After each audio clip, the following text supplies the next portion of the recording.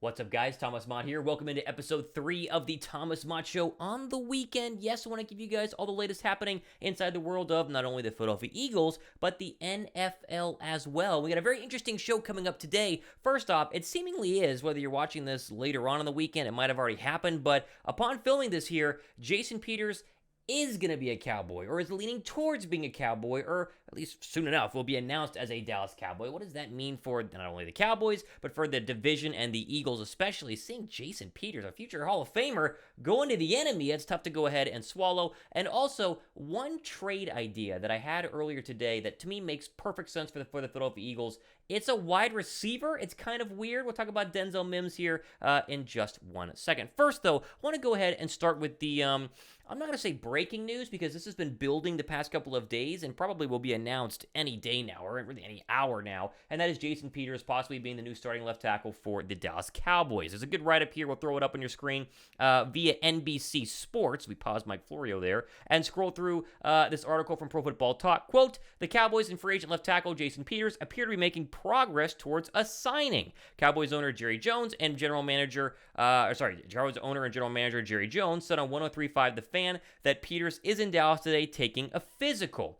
Jones says there's currently nothing to report beyond that, but he and Peters will sit down for a meeting at the team facility today. Peters started 15 games for the Bears last year and could fill in for the Cowboys left tackle Tyron Smith, who's expected to miss most of the season after suffering a torn hamstring last week. First-round pick Tyler Smith, that's a little shaky so far, is currently penciled in as the starting left tackle, but the Cowboys might move Tyler Smith inside a guard and get the left tackle job to Jason Peters. This is quite the story. It's a lot to go ahead and break down, and we got to do it from an Eagle perspective. How do you feel about Jason Peters, the bodyguard? I mean, yes, he was technically a Bengal way back when, but he's an Eagle through and through going to the Dallas Cowboys. It hurts a little bit, right? I mean, it hurts a little bit to say, all Eagle fans hate Dallas so much, would you really take money to go ahead and play for them? Now, listen, I get it. Jason Peters, for whatever reason, still wants to play football, and I love Jason Peters. I respect the heck out of Jason Peters, but is this really a place that he wants to go? Is it really still time for him to play in the National Football League? Peters is old. He is getting up there. He was old whenever he was still a Philadelphia Eagle, and they let him go for a reason because it was like, we need to get younger at left tackle.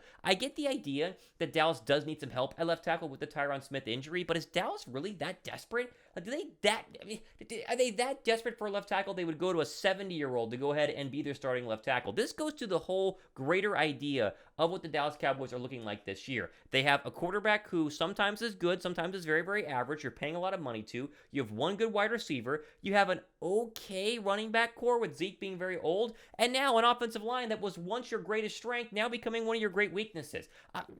Best of luck to Jason Peters when and if he does sign with the Dallas Cowboys, but to me, it doesn't make sense from any sort of standpoint. He's just too old. I think it's time for him to go ahead and retire. And hey, in the end, week 6, whenever the Cowboys come to Philadelphia for Sunday Night Football, there are going to be a lot of pass rushers, maybe most notably Hassan Reddick and Josh Sweat, who could be getting after the 50-year-old in Jason Peters. Again, no disrespect to Jason Peters. I'm just saying, a little bit too old, and to me, this shows some big desperation by the Dallas Cowboys, which I guess is good for everyone in Philadelphia land in terms of winning the NFC East.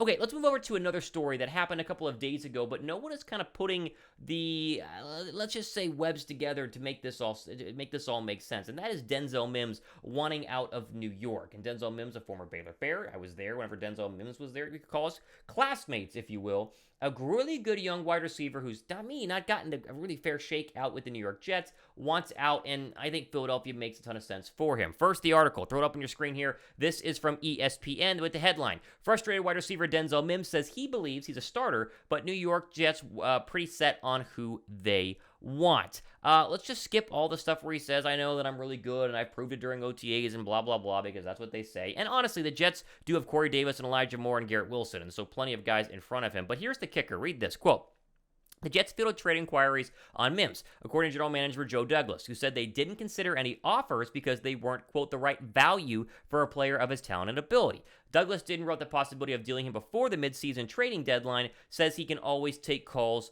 on players, end quote. And so this to me says some football team needs to take a chance on Denzel Mims. Now, how much do they want for him? It could be a lot. And if they're asking for anything higher than a third-round draft pick, I'm out. Philadelphia is not that desperate at wide receiver. They have one of the best wide receiver cores in the National Football League. But as you get rid of Reagor, and they just did that, what if you replaced him with another potential star who very much is a project, right? Because that's what Reagor essentially was. It got to the point where he was never going to play up to the first-round level, and the hope was that eventually, if you molded him just right, he could, you could squeeze out a little bit of star power from him. That's done. They traded him away. They basically deemed the fact that they weren't going to be able to get that out of him. But why not bring in another Reagor, even though, toward the ends of his rookie contract pretty soon, and give him a shot? Because he could pop. He was very, very good at Baylor. One of the best receivers to come out of Baylor. Has showed flashes with the New York Jets. I think he would make an absolute ton of sense with the Philadelphia Eagles. Again, they don't need him. And we can show you the depth chart. We talked about this in a show just the other day.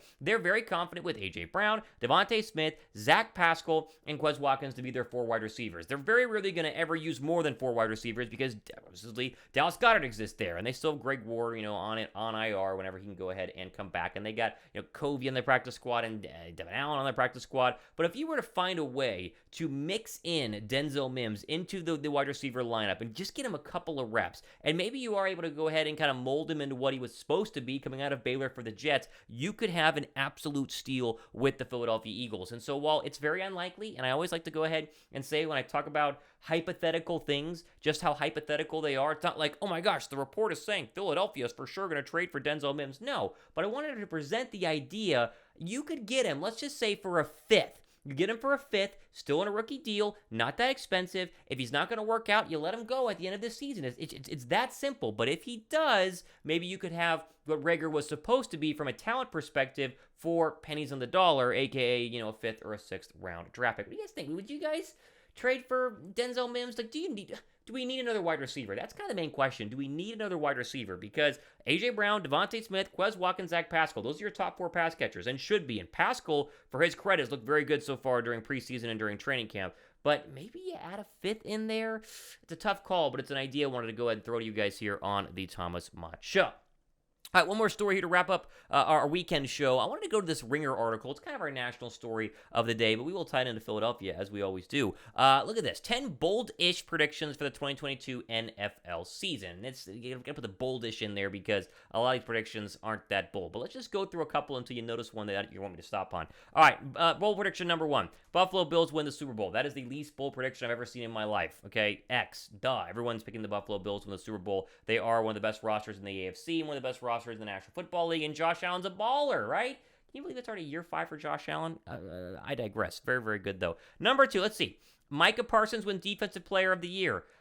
Sure, although around who? I mean, he's going to have to be an absolute beast for that defense to even really be that good. They've gotten worse every single year. Sure, I guess that's kind of bold. Herbert wins MVP. If the Bills win the Super Bowl, is Josh Allen not winning MVP? Either way, but Herbert could win MVP. Herbert's great. I take him on my fantasy team. And then, wait for it, who's that? The Philadelphia Eagles win the NFC East. How is this bold? Like, let's just read this for a second. How is this bold?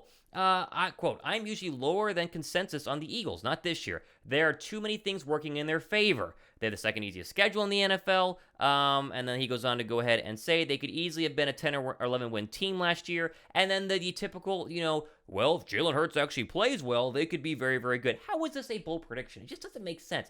Philadelphia is very clearly the best football team in the NFC East. The Giants are very much in full rebuild mode, and trust me, they do not like Daniel Jones. This is Daniel Jones' final year. They're going to go ahead and move off of him. They will draft somebody in the 2023 NFL draft. I would bet money on that right now. Washington is going to be pesky, but you only go as far as Carson Wentz can take you. Carson Wentz couldn't take a stacked Colts team last year from top to bottom, offense, defense, special teams, and coaching staff into the playoffs. He just couldn't do it. And yes, he was good at times. He was really bad at times as well. A lot of the bad stuff we saw from Carson Wentz. And then you have the Dallas Cowboys, right? The Dallas Cowboys are a worse roster than they were last year. Sure, they won 12 games. They then got trounced by the 49ers. Well, not trounced, but still, the Dak Prescott, kneel down, spike, whatever it was, play in the NFC wildcard game. Philadelphia is the clear favorite. And it's fun to read articles like this where people are starting to kind of not work up to liking the Eagles because so many national pundits out there don't want to admit Philadelphia is the best team. But when you have this much talent, you have to at least acknowledge it, and that's why you see it in a Ringer article where it says boldest predictions or bold-ish predictions, and it's like, that prediction is not that bold at all, because most people are assuming, and very much who are in the know the fact that Philadelphia is the best team in the division and should, barring, whatever can happen in the National Football League less than a week from now in terms of week 1, what can happen, anyone's guess during the NFL season.